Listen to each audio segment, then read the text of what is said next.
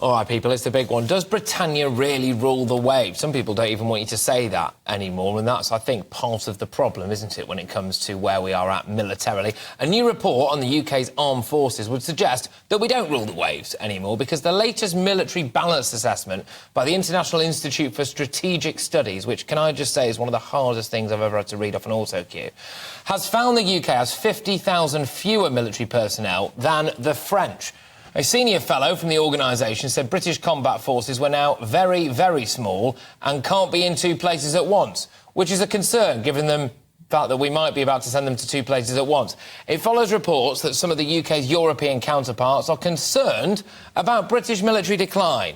Forgive me for saying they weren't so concerned about it a little bit earlier on in the previous century, were they? But responding to the story earlier this week, Defence Secretary Ben Wallace said it was basically loads of an expletive beginning with B. So, there we go. We can't possibly repeat that on air, but that's his views, and now I can't get that word out of my head. Basically, we're having a discussion now about national service. And by national service, I don't mean forcing people to go to war for us, OK, unless it really kicks off. I mean, maybe getting them some basic military training early doors. Could it sort out the woke brigade? As I said earlier, you could actually call them the woke brigade. Would it instill a bit of patriotism into people's lives as well? Could it help deal with things like violent crime? Unemployment, maybe. Joining me now is a recipient of the Military Cross and a veterans campaigner. It's Trevor Coult MC, and a retired British Army officer and military historian, Lieutenant-General Jonathon Riley. Both of you, thank you very much. Trevor, I will start with you.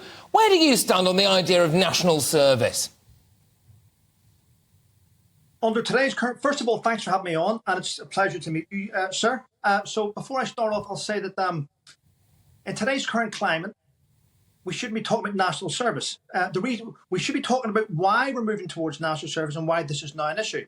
Now, if we go back, and I'm trying to put the meat on this, and I'm sure the General will have more to say about this. But this stems back to many, many years ago when Sir Admiral Henry Leach brought this out to say that we were disarming our military and depleting it far too soon. In fact, 9 years before the end of the Cold War. And we started moving it. And it was also brought up by Anne Whittingham several years ago. What we currently have is our senior officers and retired generals. I'm not sure generals ever retire. They're always there. But members of the civil service did state in the past that our senior generals, you know, we weren't going to listen to them anymore. They were geriatrics. And these guys are the ones with all the knowledge and all the experience and the ones that lead our country in a safe environment. And they have been pushed to the side for civil servants that have now taken over. And the problem we have, Patrick, is that the Cabinet Office and the civil servants, along with the MOD, have deliberately undermined our armed forces by depleting them. Now, if we go now to finish this up before the General gets involved, John Bolton mentioned this several years ago, where he said that Germany wouldn't fully commit to NATO because they had already made plans for European defence.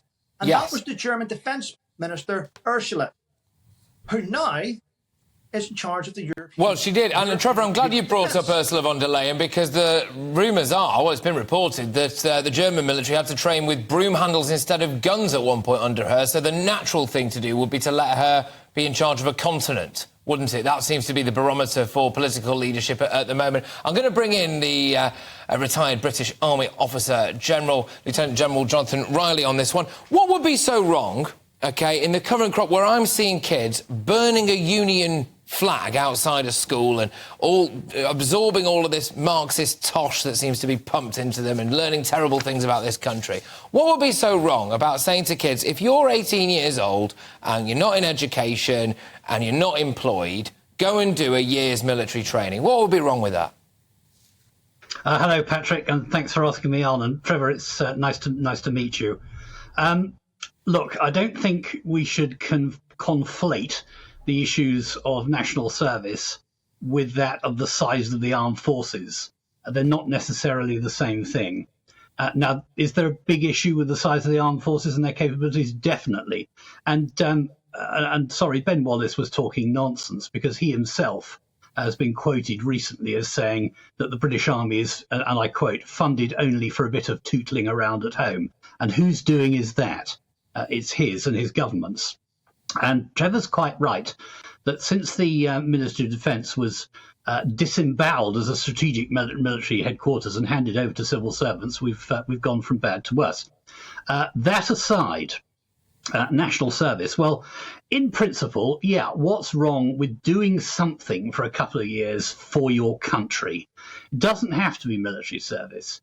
Could be the lifeboats, could be a volunteer fireman, Meals on Wheels, you name it. There's actually nothing wrong with that. Some countries kept national service for longer than others, precisely for this business of forming the nation, and the Spanish were an obvious example. And other countries do it so that they can have a large standing army and a huge ready reserve, like the Russians. But does this actually produce results? Well, look at the battlefield performance of the Russian military. Actually, no, it doesn't, because the amount of training that can be absorbed in a short space of time is not very much.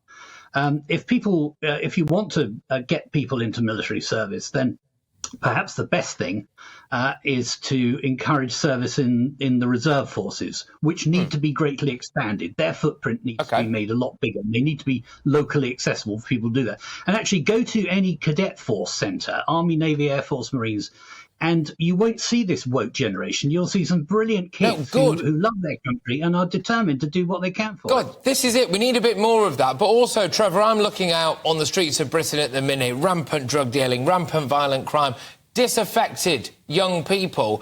Could, a little bit of even military-style education, tough love, I don't know, being shouted at by a big hairy man in a suit for a little bit and being taught how to iron your shirt, could that sort you out a bit? Patrick, of course it would. I think all young men should do a little bit of time in the armed forces. It would help them expand their knowledge, because quite clear at the minute that they're not really learning much at universities apart from how to protest. So a time in some sort of military boot camp, even a police boot camp or something along the lines where people actually add value to our nation would be fantastic for kids today. They've nothing to look up to. Let's get them off the internet. Let's get them off Fortnite and these stupid games, and let's teach them something and teach them respect. Teach them respect. That's good. I'll go back to you, Jonathan, on this. I've got an idea for a recruitment drive, OK, and I want your views on it, all right? We have a picture of a French military personnel there just laughing, OK? And we say, the French are laughing at us. Surely people who are down the pub would go, I tell you what, I can't have that. And they'd be signing up at the enlistment offices in their droves, wouldn't they? Well, I hope so. And actually, there's not too much wrong with the French military. They know how to fight. My life was saved by a French officer at one time, and I don't mind admitting it. And we've got plenty in common with them. But to be overtaken by them, how can that be acceptable at a time when, as Trevor rightly says, actually France, Germany, and others are trying to railroad Britain, and our civil service is helping them into EU military structures, which simply undermine NATO. And we should be concentrating on NATO, and we should be making our regular forces much more exciting and attractive as a full career. So let's get away from this wokery, get back to the notion that armed forces are for fighting, reward people properly, and add back all the capabilities that have been taken away and dumped in recent years, because that's why people are laughing at us. They're laughing at us because they don't think we can fight. And I'm sure that the people in the armed forces will give it their best shot, but they are not being given the tools and the training to do it.